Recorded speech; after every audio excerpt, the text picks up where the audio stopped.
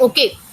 So the topic that we have to cover today: what are the recent banking reforms and what are its impact? So you very well know that the government recently announced new banking reforms involving the अभी हम लोग ने देखा है कि establishment of development finance institution for what, for infrastructure, creation of a bad bank to address the problem of chronic non-performing assets, and privatization of public sector banks to ease its burden in the terms of mobilizing additional capital. ठीक है, आज के time में जो सबसे अभी latest banking का reform आया है वो हम लोगों ने देखा है कि डीएफआई के नाम से आया है, आप जानते भी होंगे इसको. That's a development finance institution. और ये क्या करता है? That's for the infrastructure, that's a creation of a bad bank to address जो नॉन परफॉर्मिंग एसेट्स होती हैं, जो एनपीएस होती हैं हमारी, जो इतनी बड़ी एनपीए की हमारी समस्या है, and privatisation of the public sector banks to ease its burden in terms of mobilizing additional capital. तो इसके लिए हमारा आया है डेवलपमेंट फाइनेंस इंस्टीट्यूशन, जो कि एक बहुत ही लेटेस्ट रिफॉर्म बैंक के लिए है.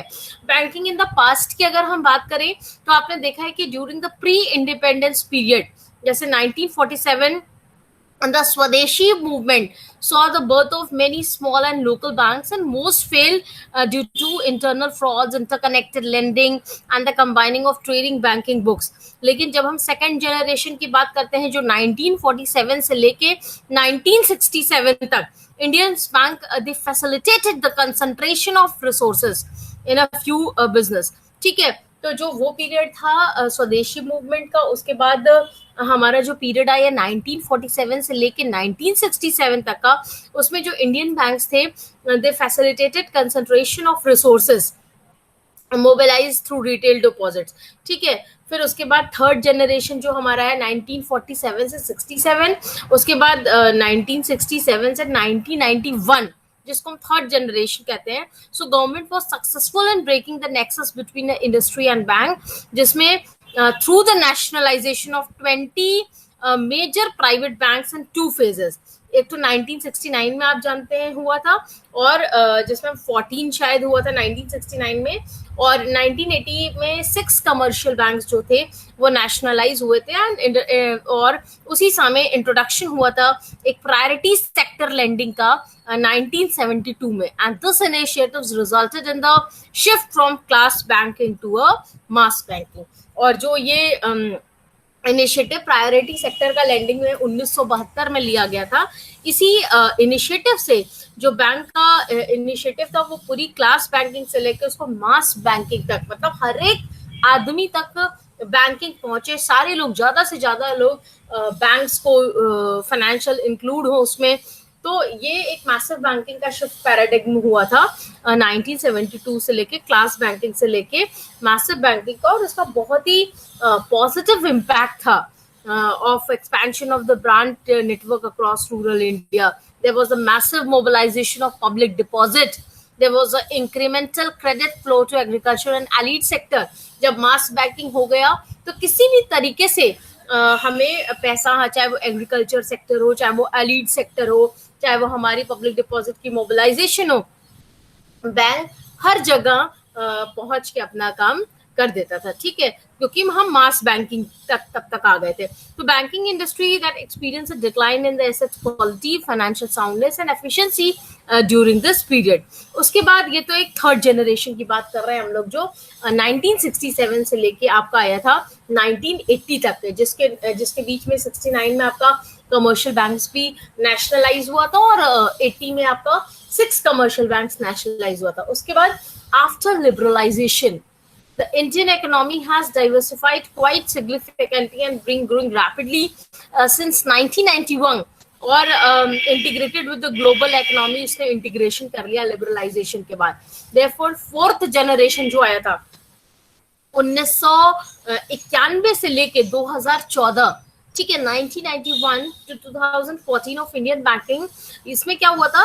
Indian banking saw the landmark reforms such as the issue of fresh licenses to private and foreign banks to infuse competition, enhancing productivity, efficiency, फिर आपका leveraging technology, introduction of prudential norms, operational flexibility आ गई थी, functional autonomy आ गई थी, implementation of best corporate governance practice आ गई थी, और बहुत सारी ऐसी चीजें आ गई थी जिससे हम अपने बैंक का कैपिटल बेस था उसको बहुत अच्छे से स्ट्रेंथन कर पा रहे थे।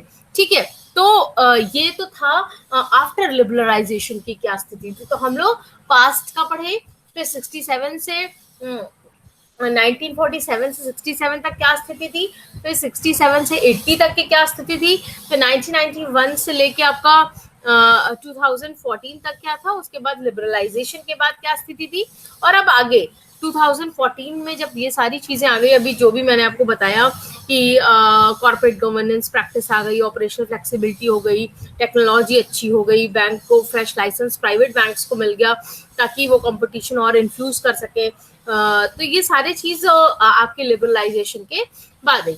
अब 2014 the banking sector has witnessed the adoption of Jan Dhan, Aadhaar, mobile issuance of licenses, payment banks, small finance bank।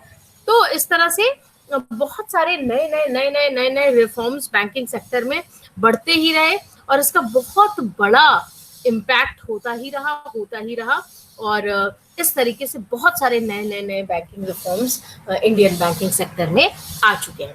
अब banking sector is an important part of the economy, ये तो हम सभी लोग जानते हैं कि बैंकिंग सेक्टर जो होता है that's a very very important part of the economy. Why? Because it monitors and regulates the smooth functioning of the Indian economy, क्योंकि इंडियन इकोनॉमी को पूरी तरीके से स्मूथली फंक्शन करता है, उसको रन करता है, एफिशिएंसी को प्रमोट करता है, productivity of the banking system of India को आगे बढ़ाता है। So they aim to increase the growth and development, they also maintain stability. मतलब मैं बात कर रही हूँ कि रिफॉर्म्स की क्या क्या एक इम्पोर्टेंस हो सकती है। तो बैंकिंग सेक्टर चूंकि very important part of economy है, it monitors and regulates the smooth functioning of Indian economy. और बैंकिंग सेक्टर जो रिफॉर्म्स है दे आर, क्यों हम इनको ले आते हैं और क्या इनका ऑब्जेक्टिव है, they are for to promote the efficiency and productivity of the banking system in India, ताकि जो हमारे बैंकिंग सेक्टर है उनकी एफिशिएंसी और प्रोडक्टिविटी और भी ज्यादा एनहांस हो जाए, इंक्रीज हो जाए। They aim to increase the growth and development. They also maintain stability and advocacy in the financial market. So ये बहुत सारे कहीं ना कहीं फायदे होते हैं इंडियन बैंकिंग सेक्टर के। The Reserve Bank of India entered the system in 1935 and became the monitor and regulator of banking system of India in 1949. The Banking Regulation of Act 1949 changed the functioning of the commercial banking sector. तो इस तरीके से पूरा का पूरा banking sector का जो phase था वो ये था। ठीक है, तो ये तो आपके ऑब्जेक्टिव हुए कि बैंकिंग सेक्टर रिफॉर्म्स किस किस तरीके से आए, कैसे आरबीआई आई, फिर नेशनलाइजेशन कैसे हुआ, 14 कमर्शियल बैंक्स नेशनलाइज हुए, फिर 80 में 6 कमर्शियल बैंक्स नेशनलाइज हुए, फिर 1991 में Rajiv Gandhi introduce liberalisation, privatisation, globalisation policy.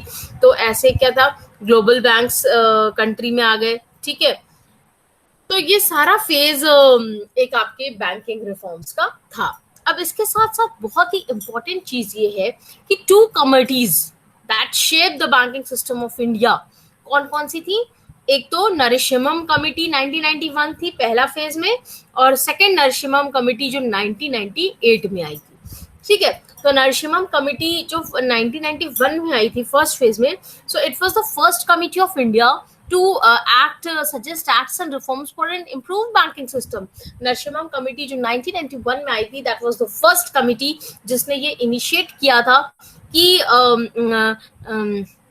कैसे हम अपने बैंकिंग सेक्टर को, उसकी एफिशिएंसी को और ज्यादा इम्प्रूव कर पाए।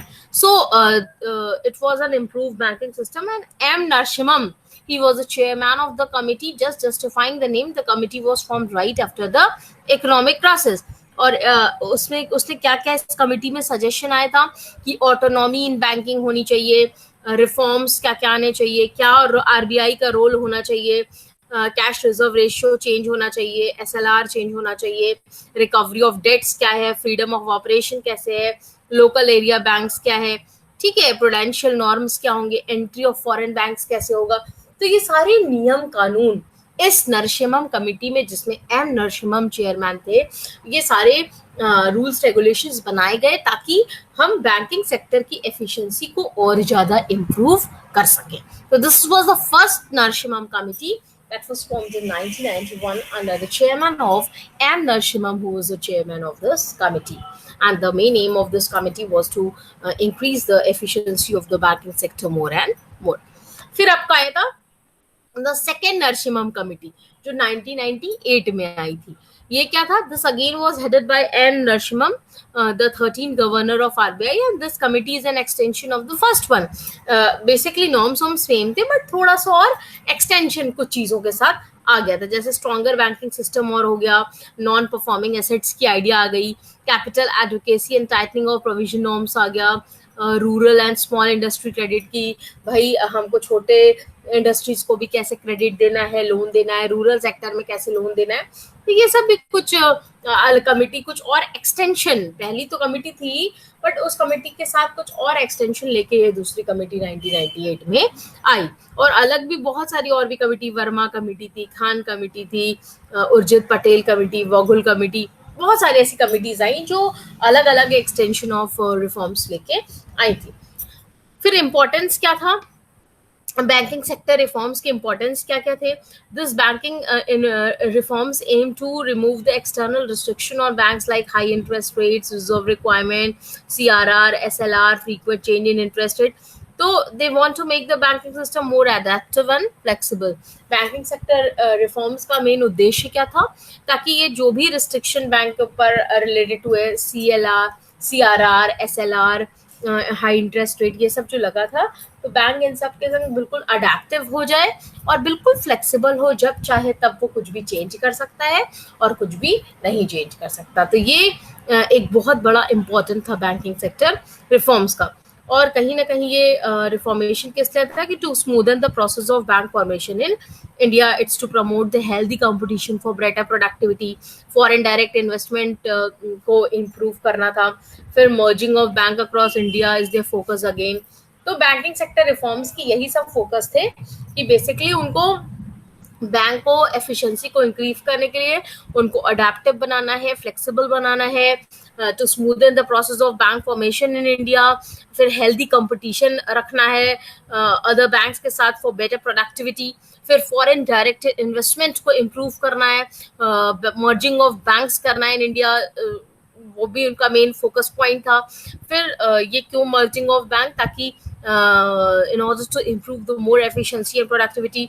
फिर कहने का मतलब कंक्लूजन में अगर हम एक बात करें तो रिफॉर्म्स का मेन उद्देश्य क्या था? That means that improve the overall functioning of the banking system in India. सबसे मेन ये रिफॉर्म्स और एक्ट्स आए थे क्यों थे? क्योंकि कहीं ना कहीं बैंकिंग सिस्टम को और ज़्यादा एनहांस करना और ज़्यादा इम्प्रूव करना और कहीं ना कहीं पूरे system of the country, banking system of the country को और ज़्यादा एफिशिएंट बनाना, ताकि जितना ज़्यादा वो कस्टमर फ्रेंडली हो पाए और डोर स्टेप पर पहुंच पाए। तो दीज वर बेसिकली इसीलिए जितने भी तरीके के बैंकिंग रिफॉर्म्स और एक्ट आए थे। तो is the concept clear? What is banking sector reforms, क्यों आए, क्या किया और किस लिए हुआ? Is the concept clear? हाँ, yes ma'am. Yes ma'am. Yes ma'am. Okay, चलिए अब हम बात करेंगे कि list of important banking sector reforms और एक्ट्स, मतलब कौन कौन से बैंकिंग सेक्टर रिफॉर्म्स और एक्ट्स आए थे। तो नंबर 1 आप देखेंगे सोसाइटीज रजिस्ट्रेशन एक्ट, जो 1860 में आई थी। आप ये सब बुक से पढ़िएगा क्योंकि बहुत सारे एक्ट्स और रिफॉर्म्स हैं, बट मैं एक बार आपको समराइज करा दे रही हूँ कि क्या छोटे में क्या क्या आया था। सोसाइटीज रजिस्ट्रेशन एक्ट आया था 1869 में। This act allows 7 or more people related to any literally scientific or charitable purpose to form society or an association, जहाँ पे एक फॉर्मल ऑर्गेनाइजेशन के लिए ये एक्ट आया था। फिर नेगोशिएबल इंस्ट्रूमेंट एक्ट आया था 1881 में, जहाँ पे instrument like promissory note, bill of exchange and cheques के लिए था। This act helps to recognise what is the trust and who is legally a trustee. ठीक है। फिर इंडियन ट्रस्ट एक्ट आया था 1882 में, जहाँ पे ट्रस्टी बाय लॉ कौन है और कौन उनका ट्रस्ट है। ठीक है, ये इंडियन ट्रस्ट एक्ट इसलिए आया था। फिर बैंकर्स बुक्स एविडेंट एक्ट आया था, जो बैंकर को ये अलाउ करता था कि banker to use the ledger and books to evidence to show their clear records, कि बैंक अपने लेजर और बुक्स को अपने क्लियर रिकॉर्ड्स के लिए शो कर सकता है according to the banker book evidence act 1891। फिर आपका आया था कोऑपरेटिव सोसाइटी एक्ट 1912। वो क्या कर रहा था कि that means the law relating to democratic and smooth functioning of the registered cooperative society. ठीक है, फिर प्रोविडेंट फंड एक्ट आया था 1925 में, जो मैंडेटरी था कि to provide pension and provident funds to employees of different institutions. फिर पार्टनरशिप एक्ट आया था 1934 में, to it's a act between two और more person who share the profits of a business run by all और by one person only.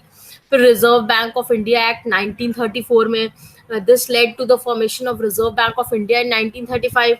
ठीक है, फिर insurance act आया था 1938 में, जो इंश्योरेंस सेक्टर को पूरी तरीके से रेगुलेट करता था। फिर पब्लिक डेट एक्ट आया था 1944 में, जो गवर्नमेंट सिक्योरिटीज से डील करता था। फिर international monetary fund and bank act आया था 1945 में, जो formation of international monetary fund कर रहा था। फिर एम्प्लॉय स्टेट इंश्योरेंस एक्ट आया था, जो एम्प्लॉय को सिकनेस बेनिफिट, इंश्योरेंस बेनिफिट के बारे में बता रहा था। फिर फाइनेंस कॉर्पोरेशन एक्ट आया 1948 में, जो लॉन्ग टर्म लोन्स और फाइनेंसेस देता था इंडस्ट्रियल सेक्टर को। फिर आपका आया banking companies legal practitioners clients account act 1949, जो मॉनिटर और रेस्ट्रिक्ट करता था बैंकिंग कंपनी के ट्रांजैक्शंस को बाय लीगल प्रैक्टिशनर्स।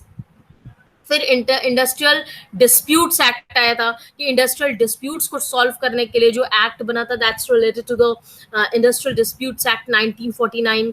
फिर आपका चार्टेड अकाउंटेंट एक्ट आया था, profession of chartered accountants in India से रिलेटेड। Contingency fund act 1950, establishment of contingency funds in India. फिर स्टेट फाइनेंशियल कॉर्पोरेशन आया।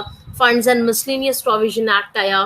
फिर आपका Reserve Bank of India amendment and miscellaneous provision act आया 1953 में, जो प्रोविजन देता था कि for certain high denomination bank notes. फिर आपका इंडस्ट्रियल डिस्प्यूट्स एक्ट 1955 में फिर से अमेंड होके आया। लाइफ इंश्योरेंस कॉर्पोरेशन एक्ट आया 1956 में। कंपनीज एक्ट आया 1956 में, जो कंपनी के रजिस्ट्रेशन से जो चीजें रिलेटेड होती थी। तो मतलब बहुत सारे आप बुक में देखेंगे, तो मैं इतने सारे आपको एक्ट बता दी। बुक में देखेंगे तो करीब करीब 50 से 60 से 70 एक्ट आपको मिलेंगे। यूनिट ट्रस्ट एक्ट है, लिमिटेशन एक्ट है, फिर आपका आ गया फॉरेन कंट्रीब्यूशन एक्ट है, एक्सपोर्ट इंपोर्ट ऑफ 1981 एक्ट है, नेशनल बैंक और नाबार्ड 1981 में आया था नेशनल बैंक को देखने के लिए। रूरल सेक्टर का सबसे हेडेड बैंक था जो। फिर आपका सिकनेस इंडस्ट्रियल कंपनीज एक्ट आया, shipping development fund committee act था, नेशनल हाउसिंग बैंक एक्ट 1987 में। फिर सिडबी जनरल रेगुलेशन आया, सिडबी एक्ट आया 1989 में। फिर securities and exchange board of India 1992 में। इंडस्ट्रियल फाइनेंस कॉर्पोरेशन 1993 में। फिर banks and financial institution act 1993 में। तो बहुत सारे फॉरेन एक्सचेंज मैनेजमेंट एक्ट 1991, 1999। फिर insurance law amendment act 2015, companies act 2015, जिसका मेन उद्देश्य क्या था कि formation of company without the minimum paid share. फिर आपका आया था IRDA flexibility in functioning of doing the more work initially efficiently. तो बहुत सारे आप जब जाएंगे ना, यू गो टू गूगल और एनी बुक जहाँ पे आप रिसेंट बैंकिंग रिफॉर्म्स के बारे में पढ़ेंगे, तो इतनी सारी बैंकिंग रिफॉर्म्स और एक्ट आई है, जो पास्ट से आप देखिए, हिस्ट्री से देखिए, फिर लिबरलाइजेशन के बाद देखिए, फिर 2014 के बाद देखिए, कमिटीज जो दोनों थी, नरसिम्हम और सेकंड नरसिम्हम कमिटी, तो ये सारे के हिसाब से बहुत सारे नए नए बैंकिंग सेक्टर रिफॉर्म्स आए हैं और जिसका बहुत बड़ा इम्पैक्ट आया है। तो this was all about the today's lecture, that means banking sector reforms कौन कौन से नए नए आए हैं। तो अभी जो सबसे बिल्कुल नया है, that's a development finance institution, जो स्टार्टिंग में मैंने आपको बताया था, जो जनरली नॉन परफॉर्मिंग एसेट्स के क्रॉनिक प्रॉब्लम को देखते हुए आया है, और प्रायोरिटी सेक्टर लेंडिंग जिसका मेन उद्देश्य है।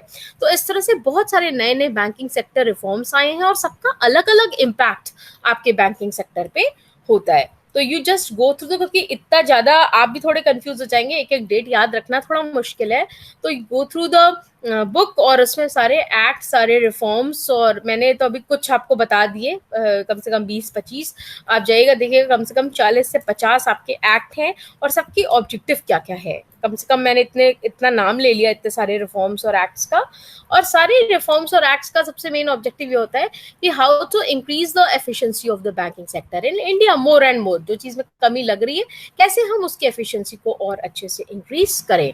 That's the main objective of the Indian banking regulation sector reforms और उसका इम्पैक्ट।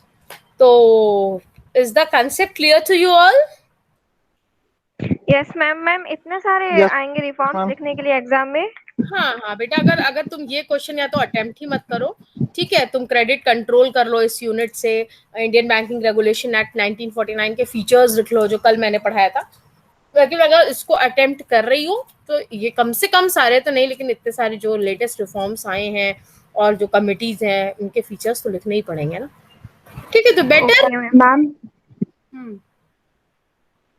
बेटर कि डोंट अटेम्प्ट, और अगर अटेम्प्ट कर रहे हैं, क्योंकि मुझे तो सारा टॉपिक पढ़ाना है तो मैं तो सब पढ़ाऊंगी, लेकिन अगर इस यूनिट से क्रेडिट कंट्रोल जैसे कल मैं पढ़ाऊंगी वो बहुत ईजी है, आप पढ़ते भी बहुत टाइम से आ रहे हैं कि सेंट्रल बैंक के क्रेडिट कंट्रोल मेजर्स कौन कौन से होते हैं, CRR, SLR, ओपन मार्केट, ठीक है, बैंक रेट, ये सब क्या है, ये सब बहुत सारे मेजर्स है जिससे RBI जो है वो कमर्शियल बैंक के क्रेडिट को ज़्यादा कम क्रेडिट कंट्रोल करती है।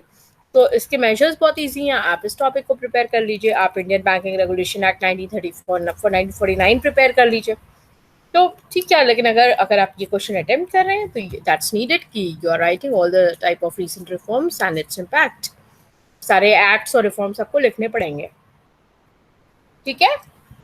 Okay ma'am. Okay, so with this we end the class. कल भी हम लोग इसी टाइम 11:20 या 11:30 पे, कल एक क्लास और मेरी लास्ट पर रहेगी कल, जहाँ पे मैं क्रेडिट कंट्रोल मेजर्स आपको RBI के द्वारा पढ़ाऊंगी। बस with this we have completed with all the topics and we will completing the syllabus tomorrow. Okay, students? Okay ma'am. Thank you so Thank you. much. Thank you, ma'am. Thank you, students.